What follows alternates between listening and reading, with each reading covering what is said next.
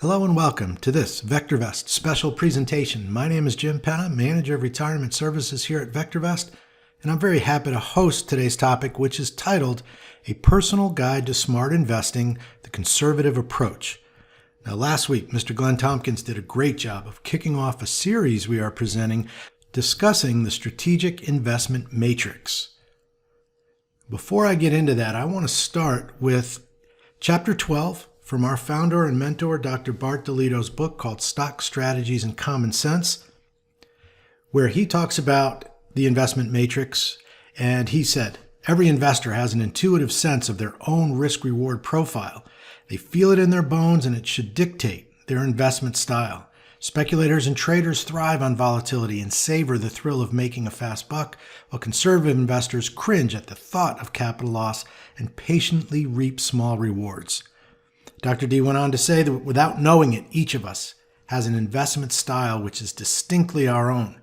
And a key to becoming a successful investor is in recognizing your investment style and buying stocks which are consistent with that style. Now, Dr. D, again, talks about each end of the range here, from speculators to conservative. We're going to touch on the prudent investor. Glenn already touched on the aggressive investor. So I'm going to talk about the conservative investor this week.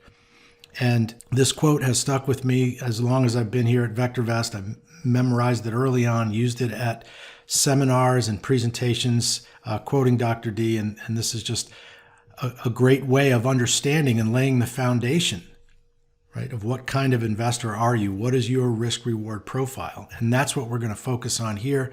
We'll take a quick look. The Strategic Investment Matrix is broken down as Glenn went through, and I'm just going to review quickly here today. Aggressive, speculative, prudent, and conservative investors. Down on the x-axis down here, we have our risk from low to high, and then our reward from low to high. Where do you fall in? The purpose of these presentations are to help you recognize the type of investor you are, and then more importantly, to find the stocks that fit your investment style.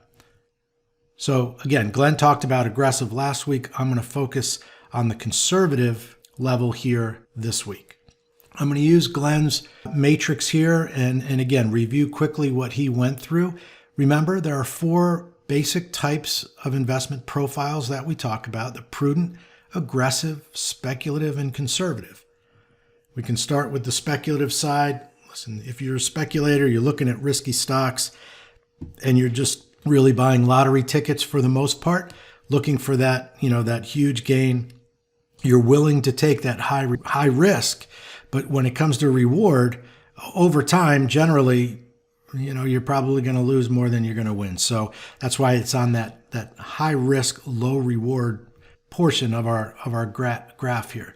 Next is aggressive, what Glenn talked about, right? More volatile stocks with upside potential. So you're not speculating, because what we're looking for are volatile stocks, but that have the fundamentals that show good growth stocks. We'll talk about that in a moment.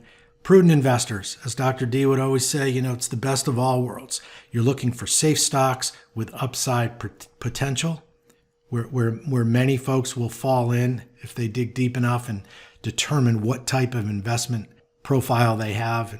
Again, we'll touch on all of this in coming presentations. And then finally, the conservative investor, steady performers that are paying dividends. And let's talk a little bit more about that. I like the way that Glenn went through this last week. When we're talking about the aggressive and prudent investors, we look at relative value in the VectorVest program, which is an indication of the price appreciation potential of that underlying stock over the next 1 to 3 years. So the indicator in the VectorVest program is on a 0 to 2 scale. So we're looking, the aggressive investor or prudent investor is looking for that relative value greater than 1, right? I want that growth, and I'm willing, right? I'm willing to take risk or more risk if I'm the aggressive investor, but the prudent investor, as we'll see, is not quite willing to take as much risk. Now, relative value for the speculative and conservative investor, we're below 1, right? Because basically, speculative investors don't really care about fundamentals to begin with, right? And sometimes the high RV or the growth stocks can have a little more volatility than what the conservative investor is looking for. Then when it comes to relative safety, aggressive and speculative investors are looking for lower relative safety, right? They want the volatility. They're willing to take on that risk, right, for the higher reward. And then, as we said, the prudent investor has the best of all worlds, relative value and safety, which is in the VectorVest program. Again, it's the consistency and predictability of financial performance for the underlying stock. So the prudent investor and the conservative investor are certainly looking for those higher relative safety numbers. Now, as I said, I'm focusing on the conservative investor here in this week's presentation.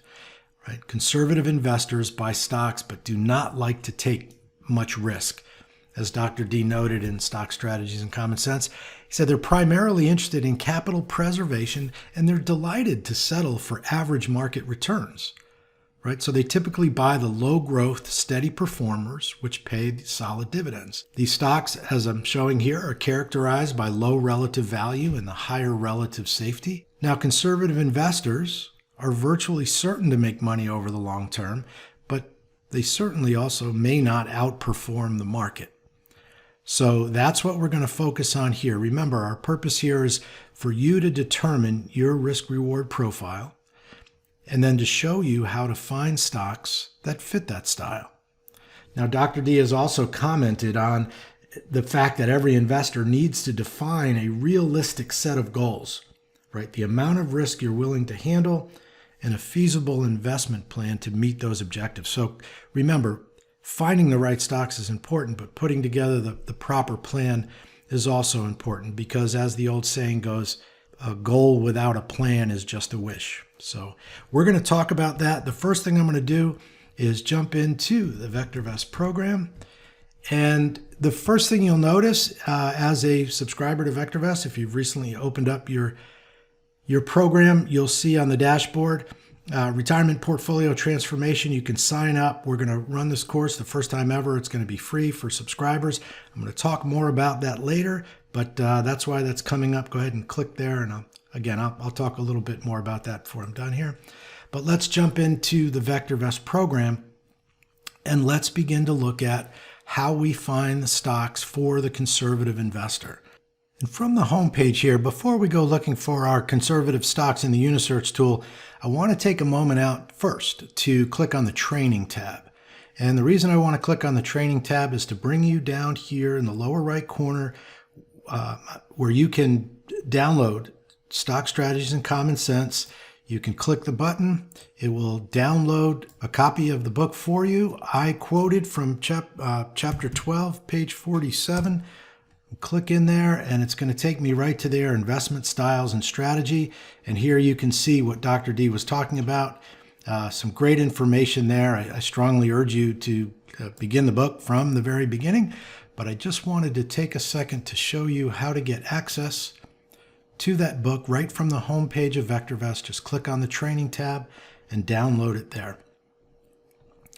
The next thing I wanted to do is click on the Viewers tab, because what I've done is set up a portfolio here, or rather a folder in my watch list viewer. Glenn commented, I thought, about a great way that you can use the ability to create a watch list of the stocks you own. Are you trying to figure out exactly where you fit on this strategic investment matrix? Maybe you know already. And listen, there's no problem, by the way, in my opinion, that you can't allocate your portfolio. Just be careful how you do it, right? If you're investing your retirement nest egg, you might want to stay away from the speculative folder. But if you feel the need to put a few bucks there, just be very logical about how you allocate that money. Anyway, Glenn talked about building a watch list. If you're not sure, you want to determine where you fit on there or where you want to fit on there. I created 4 portfolios, and he used the idea, which I love, this notion of creating a list of the stocks that you own. Take a look at them. Come down to the watch list average, right? And you should be able to determine where you fit on this matrix just by the companies that you own. So I begin here, and we look at, first of all, of course, the fundamentals. I'm looking at a couple of relative values above 1, but boy, the rest of them are not real strong on relative value or safety. RT is terrible. The VSTs are, except for one, all below one. When I come down to the average, look at the fundamentals, RT, comfort index, all of these numbers. Where do you think that leaves you on your matrix, right? If you have a portfolio made up of these stocks, you're going to fall into that speculative investor. In the second portfolio, or watch list rather, that I created, we can look at that. If I come down to the watch list average without even looking at the stocks, I see relative values well above one, what we would call excellent. The average here, 1.4 would be considered excellent. 1.43 is the average. Relative safety, the average, however, is below one. What does that tell you, right? It showed on the aggressive quadrant of the matrix, relative value above one, relative safety below one. This is going to put you as an aggressive investor, right? It means you can still buy good quality stocks with high growth rates, right? But your main goal is that capital appreciation. In watch list number 3, again, just trying to illustrate what Glenn noted last week, I'm looking now at a portfolio, and I look at relative value and safety. The average of this portfolio is at both of them in excellent territory, as we would say, when you rate them on that 0 to 2 scale. 166 on relative value, 144 on relative safety. You've got earnings, you've got safety, you've got growth, the best of all worlds. Here is the perfect portfolio for that prudent investor. And then finally, we'll take a look. As you would have guessed by now, this would be possibly what a more conservative investor's portfolio is, right? Yes, of course we want some growth to it, but it's not our primary goal here. Primary goal is capital preservation. So our relative value numbers are a bit lower, but look at our relative safety numbers, right? RS, the average RS, again, excellent. Okay, the earnings growth rate, that potential growth is not there. These are more mature, strong free cash flow dividend payers that the more conservative investor is looking for. So I just wanted to illustrate that idea and the power of the watch list for stocks that you already own. If you're still trying to determine and write out your goals and objectives, which you should do, build that watch list of the stocks you own and get a good sense of what you're looking at. Okay, with that done, let's go back up to the main toolbar, and I'm going to click on the Unisearch tab. Now here is where we're going to use the VectorVest program and the power of the Unisearch tool to find the stocks that fit our investment style. And for this purpose here in this presentation, that's going to be the conservative investor. So I'm going to go ahead and click on the conservative tab here, and it's going to bring up just 8 different strategies. A couple of dividend strategies are built in here. The first search in the folder is called conservative stocks. So what I'd like to do is, again, follow as we're going to do in these presentations. I'm going to go ahead and pull up conservative stocks. You can see the parameters. Relative value needs to be less than 1, again, to avoid the volatility of the underlying stock. Relative safety has to be greater than 1, and then there's some basic parameters here. Glenn did some quick tests last week, but because he was using the primary wave and the more aggressive way to do it, the more conservative investor, of course, is going to be looking to make money over time, right? So they're not looking at those much shorter term frames. So they might look at things like the confirmed calls as the best time to invest. I'm going to talk a little bit about in the investment plans you can use overall after we look at some of the stocks first to find to put into those portfolios. But for now, we're looking at conservative stocks. What I'm going to do is run a few quick tests. And instead of doing it just over a week or so, I'm just going to go back a year. I'm going to go back 1 year and run these tests and then go ahead and quick test, right? We'll just go ahead and quick test the top 10 and get a sense of how these have performed. Now, over the last year, even in conservative stocks, we talk about the idea that we're willing to take less reward. Somehow, you have to understand that it doesn't necessarily mean you don't have the potential for capital appreciation here, right? A couple of these searches had NVIDIA in it. Not all of them did, but at that time, NVIDIA was a candidate here. to have in your portfolio, at a much, much lower price. But the key here is to understand we had 10 winners. And even if you took NVIDIA out of here, we had some pretty big winners over the last year, well outdoing the S&P 500. So it's not as though you're totally sacrificing the ability for capital appreciation. If I run discounted dividend payers, again, you can see the very basic. Now, this is more of almost, if you're as a conservative bottom fisher here, right? You're looking for stop ascending is how these are sorted. Let's go ahead and quick test the top 10 there. Again, you may not outperform the market in all of these conservative portfolios, but you are making money. You have capital appreciation. And again, discounted dividend payers is going to pay you because all of these stocks on this particular list have a dividend yield greater than or equal to 2%, right? So not only, again, are you getting your capital appreciation, but you're also getting the dividends. Dividend payers is one. If I run that search and quick test the top 10, once again, now here's one without NVIDIA that greatly outperformed the S&P 500. Again, with some very, you had an ETF on there tracking the Qs, so you had some good players there. Dividend payers too, and I'm just going to run through all of these just to give you an idea. There's only 8 of them. Here we had, again, no NVIDIA, but some really nice winners outperforming the S&P 500. Remember, these are just quick tests. There's no risk management techniques in place here. They're just running these searches from point A to point B. Of course, you'd have risk management techniques in place. Let's go to blue chip, pale blue chips rather. Right? If we run pale blue chips, here's one of my favorites in the program. We can take a look, quick test the top 10 there. Again, outperforming the S&P 500. All of these companies are dividend payers, right? Strong dividend safety numbers. Prima donnas. Another one we've been following in our retirement coaching group has been doing great. This again, just the capital appreciation up over 32.5%, outdoing the S&P 500.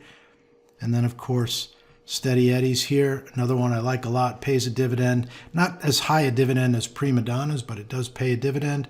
And we'll take a look. We'll quick test those top 10 as well. And again, some nice moves, doubling the S&P 500 without NVIDIA in that mix. So some really nice returns there. These are the type of stocks that you're going to see in the conservative folder, showing, again, the ability for capital appreciation, but looking for that safety and capital preservation along the way. One last thing I want to share here is to go into the back tester. Now, I didn't delve deep into back testing over dozens of different windows and time frames. Again, it's just a way to show you with a very basic investment plan, a feasible plan, as Dr. D wrote. I went both on a 1 and 5 year look, and I used the conservative stocks search. And if we take a look at the rules of the portfolio, I kept it as basic as possible. I used 2 entry points, the green light buyer RT kicker and the confirm calls, right? As long as we're buying stocks that are rising in price in the rising market, using conservative stocks and simply using rec equals sell as my criteria, that was it. So I ran a 1 year look at this using green light buyer RT kicker, 75% winners. Is there drawdown? Of course there's going to be drawdown, especially on the 5 year. We went through both the COVID drawdown, the drawdown in the bear market we saw through most of 2022, and still have these really good overall returns. And of course, this doesn't include dividend reinvestment. So again, I use both the 1 and 5 year, using 2 what I would call prudent entry points. Of course, the confirm call, our most conservative entry point. I could have used the DEW, which is a good one, and I happen to like the green light buyer RT kicker as an entry point, where you could even begin to incrementally build a portfolio. You don't have to push all your chips on the table all at the same time. So these are basic investment plans. I showed some quick tests, showed some very basic investment plans you could use. To reiterate, I didn't go deeply into all different time frames. I did a 1 year on both, and I did a 5 year on both using the different timing lists. Just to give you an idea of the combination of the proper feasible investment plan, logical investment plan, along with the right stocks fitting your investment style. So again, know where you stand on that strategic investment matrix so that you can find the stocks that fit your investment style. And of course, as I just illustrated, VectorVest is just the best tool for you to be able to do that. And so, as I said earlier, I want to take just 2 minutes and introduce you to the retirement portfolio transformation offer that we have. Again, the first time ever. This is free for members. The deadline is June 11th, 2024. We've been teaching the retirement portfolio course for years now. It's regularly $9.95 for any VectorVest subscribers. It is free for all members. As I showed earlier, this is just a screenshot of banner that's been coming up. You can go ahead and click there and sign up for the course. Let me just walk through real quickly. Again, it's completely free. You do have to sign up for the course. It's the Retirement Portfolio Transformation. I want to run through the modules quickly with you. Retirement Foundation Builder, right? We're going to walk through setting those goals, right? You have to lay that foundation to become successful in your retirement investing. We want you to look at it as a business. We use the age-old SMART goals. I walk through those, and it's important for you to, again, create that vision statement. What we do then in Module 2 is begin with what we call the 3 Ps, or the core principles of a successful retirement portfolio, and we call it Profit, Provide, and Preserve.